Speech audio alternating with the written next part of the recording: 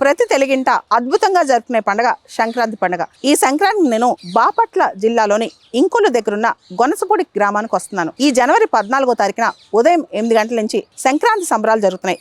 ఈ సంబరాల్లో ప్రత్యేకంగా ప్రతి తెలుగింటి ఆడబడుచుకి ముగ్గుల పోటీలు అన్నమాట. రాష్ట్ర వ్యాప్తంగా ఎక్కడి నుంచైనా వచ్చి ముగ్గుల పోటీలో పాల్గొనవచ్చు.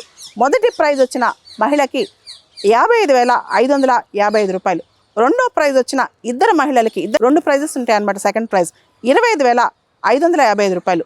మూడో ప్రైజ్ ముగ్గురికి ఉంటుంది 10,555 రూపాయలు. ఇలా ముగ్గుల పోటీలతో పాటు ప్రతి మహిళకి అక్కడ చాలా సంబరాల్లో గోరింటాకు కావచ్చు, గాజుల పండగ కావచ్చు, అన్నీ ఉంటాయి. ముఖ్యంగా ముగ్గుల పోటీలో పాల్గొన్న ప్రతి మహిళకి కన్సలేషన్ ప్రైజ్ అన్నమాట. సో నేను ప్రత్యేకంగా ఆ ప్రైజెస్ ఇవ్వడానికి అక్కడికి వస్తున్నాను.